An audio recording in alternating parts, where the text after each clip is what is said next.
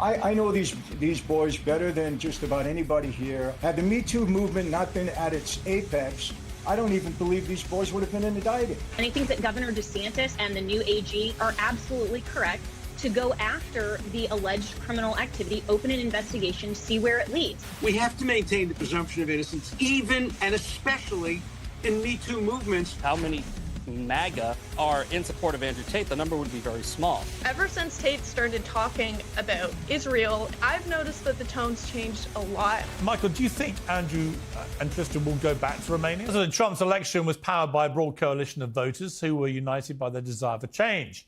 But MAGA isn't united on everything. Andrew and Tristan Tate's visit to the US has divided the right, as evidenced by the frosty reception they got from Florida's Governor Ron DeSantis. No involvement in that. I read about it through the media. Clearly, the federal government has jurisdiction, whether they want to rebuff his entry into the United States, and I have confidence that whether it's Pam Bondi or Kristi Noem, that they will be looking at that. I do know our Attorney General, James Uthmeyer, is looking at what state hooks and jurisdiction we may have to be able to deal with this. But the reality is no, Florida is not a place where you're welcome with that type of conduct in the air. And I don't know how it came to this. We were not involved. We were not notified. I found out through the media that this was something that was happening. Andrew Tate's recent serious allegations have sent shockwaves through the MAGA community, leaving conservatives divided. Some hail Tate as a misunderstood hero, while others condemn him as a dangerous influence. With Florida Governor Ron DeSantis and major conservative voices like Ben Shapiro and Megyn Kelly weighing in, this controversy is heating up fast. In this video, we'll break down the controversy, uncover the shocking details, and reveal how Tate's actions are splitting the right-wing movement. Well, Florida opened a criminal investigation into the Tates shortly afterwards, and the brothers moved on to Las Vegas, where they got a decidedly warmer reception. They even sat cage-side at the UFC after shaking hands with head honcho Dana White. Now, critics on the right say the brothers are immoral, alleged criminals with no place in the conservative movement. Supporters say, tough luck, they're back, and they're an embodiment of the free speech-embracing, woke-rejecting movement that just took back control. So who is right? Well, Zach Bonfiglio, a.k.a. the Misfit Patriot and host TMP Uncensored, former capo of the Colombo crime family, Michael Franzese, defense lawyer and legal scholar Alan Dershowitz, radio host and senior policy advisor to the American Family Association, Jenna Ellis, and Sarah Stock, journalist at slightyoffensive.com, have all joined me to debate this. Let me start with you, if I may, Jenna Ellis. What is you object to the Tates? Given that at the moment they haven't been convicted of any crimes, what is your main objection to them? Yeah, so the problem that I have with conservatives pushing this false dichotomy is that they're making the argument that if the Tates are objecting to some things on the left, then that makes them solidly right. I think that we need to define the contours and boundaries of what a true conservative is instead of pushing this false dichotomy. So the Tates rose to fame with some really good influence. At the height of the woke feminization of culture, Andrew Tate was right about masculinity returning. He was right about mass migration.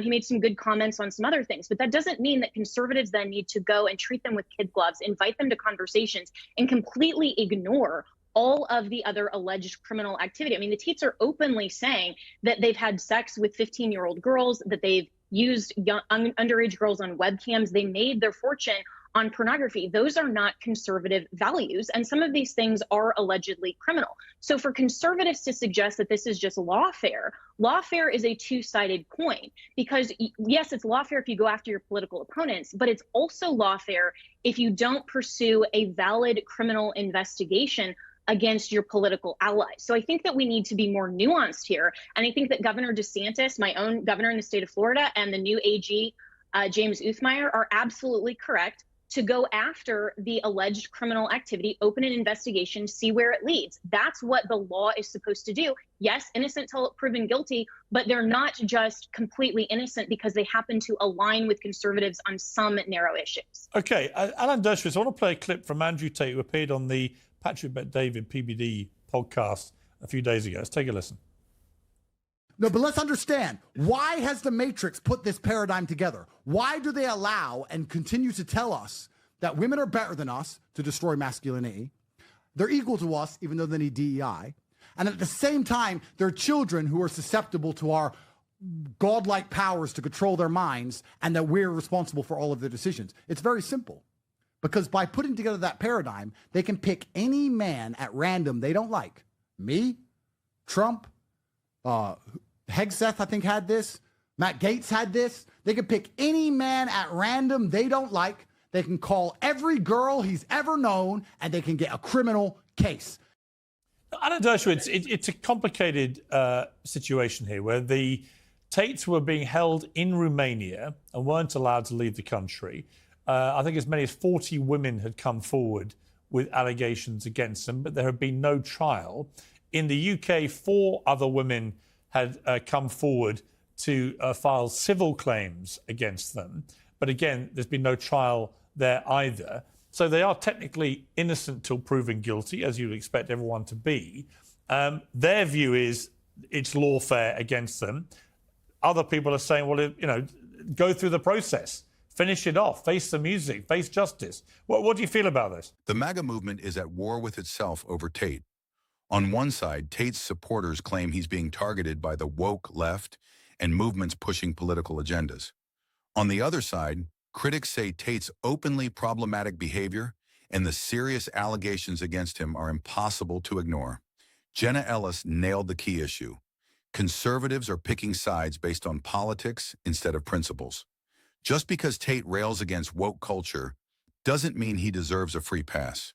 Ignoring his past just because he says some things conservatives like is blatant hypocrisy. Well, it is a complicated problem. We have a presumption of innocence, but it doesn't apply when it comes to the Me Too movement. In the Me Too movement, if you call yourself a victim, you are deemed a victim, which means the person that you allegedly accuse is deemed to be guilty.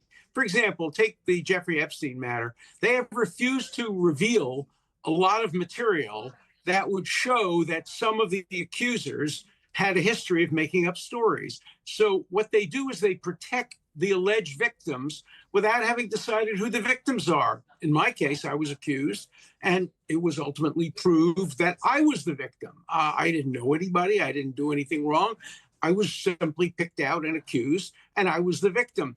And the reason that I was able to prove that I was the victim was I had access to all this information, but the vast majority of people who are falsely accused can't prove that. So we have to maintain the presumption of innocence, even and especially in Me Too movements where so many of the alleged accusers have a financial stake in making the accusation against prominent and wealthy people. So let's maintain our presumption of innocence for all cases, not just cases that are popular, and not defy it in cases that are unpopular. These guys may be guilty as hell. They may be innocent. They may be somewhere in between.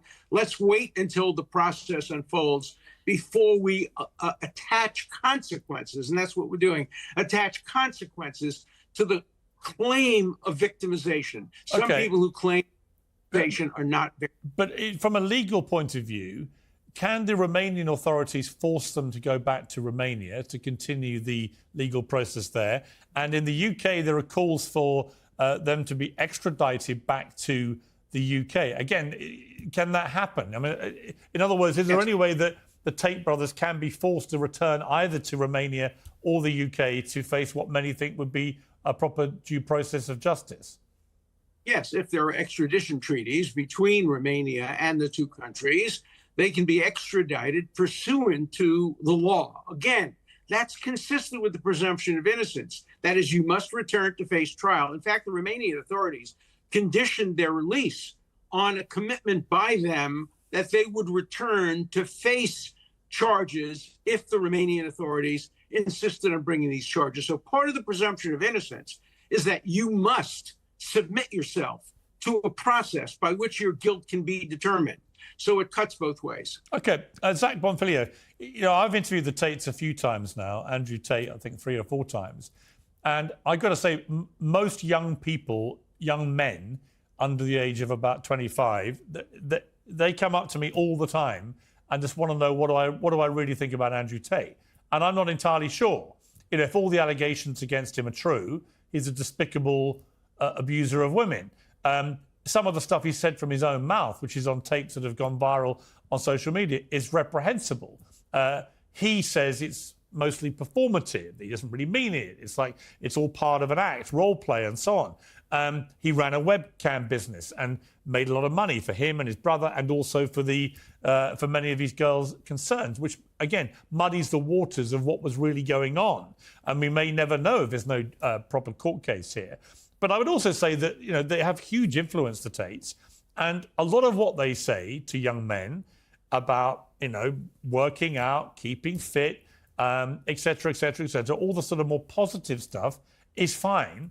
Where they cross the line for me, Andrew Tate in particular, is the constant misogyny, which I think is really damaging. And putting aside the allegations against him of a much more serious nature, sex trafficking and so on, the constant misogyny pumped out to millions of his followers, and in particular impressionable young men, boys, I think is very damaging. What's your view of the Tates? The Tate brothers' support has changed dramatically since Andrew started speaking out on international politics. Suddenly, many conservatives who once defended him have turned cold. This shift isn't about facts, it's about political convenience. DeSantis' decision to investigate Tate conveniently aligns with his rivalry against Trump, whose followers Tate has been influencing. Is this justice or just politics? Either way, Tate's defenders are scrambling to spin the narrative. The hypocrisy is undeniable. 1 minute Tate's a hero, the next he's politically toxic. That's not principle. That's playing politics. Well, I think that people are conflating two different things, all right? They think that the reason why certain people presume that the Tates are guilty is because of things that they said, right? Like you said, some of the things that he said are reprehensible. I don't care what he said. I care what he did. It's important to remember that a lot of the evidence that's put forward against Andrew Tate was uploaded by Andrew Tate. There is a video of him slapping around a girl whose age has been verified through court documents to be 15 years old. All right. I mean, there's no presumption of innocence when I can see it. Okay. And you're talking about, again, the court of public opinion versus the court of law. We want him to have due process, but innocent till proven guilty doesn't mean that you are innocent. It just means that you have to go through the process, which they are doing. The court cases in Romania, if similar to the UK, could take 4 to 6 years based on the average sexual assault case in that country. So the people that are saying, oh, if he was guilty, he would already be in jail. No, I mean, this process takes a very long time. Even in the US, it can take years. So the fact that it's been just under 3 years and he hasn't been found guilty yet does not mean he's innocent. We're being told that he's innocent because he hasn't been proven guilty. Wrong. If I see somebody doing something on camera and I can verify that the thing that they are doing is illegal, I am going to say that that person committed a crime. So we're being gaslit by the people that support Andrew Tate. Well, also, and also, Zach, I mean, I think you're a MAGA. You identify as MAGA, is that correct? Correct. Right. So what's really interesting to me about all this is also the politics, which is you have the Republican movement in America pretty split down the middle here, where you've got a lot of Republicans who say, look, the Tates, they're a force for good. What they've been saying is empowering to young men, et cetera, and we embrace and support them. You see that a lot at the moment. You also see a lot of people like Ben Shapiro and Megyn Kelly and others, very high-profile conservative commentators, hammering them. So you're seeing the Republican movement split pretty much down the middle here, and a sort of battle. I don't think it's the middle. Well, and a battle for what the actual values of the Republican Party now are. What do you feel about that? Again, I don't think that it's even split closely down the middle. I think that there is a loud voice of a small group of people that support Andrew Tate that have nothing to do with conservative values, Republican values, constitutional values, nothing. These are clout chasers who are just going after Andrew Tate because he has a lot of influence, he draws a lot of attention, and he's very good at messaging. I mean, the people that I've seen that are joining in on the fight against the Tates on my side, these are true MAGA, true conservatives. They are the majority of the party, and I bet you if you were to really look at it and dive deep, take a poll and find out how many MAGA are in support of Andrew Tate, the number would be very small. The problem is we're viewing this through the online space of social media clout, where they get engagement and they I would say, like, which they themselves which they themselves can fuel to many millions of people, thereby massively amplifying it. It's the same thing the left does. Let me bring in Michael Francis. I mean, Michael, famously the mafia did a lot of very bad things, as we know, but they also had a famous respect for women. Right? How would the mafia, well, how do you, as a former mafia captain, how do you view somebody like the Tates, and in particular Andrew Tate, given the brazen misogyny that pours out of his mouth? While Tate's critics condemn him, his influence on young men is undeniable. He's built a massive following by promoting self-improvement, fitness, and financial success. But mixed with those messages are toxic ideas about women and social dominance that have been widely condemned. Supporters claim Tate's critics are ignoring his positive impact, but that's just cherry-picking. You can't embrace someone's influence and ignore their troubling behavior. The truth is, embracing Tate's toxic views risks encouraging harmful behavior among impressionable young men.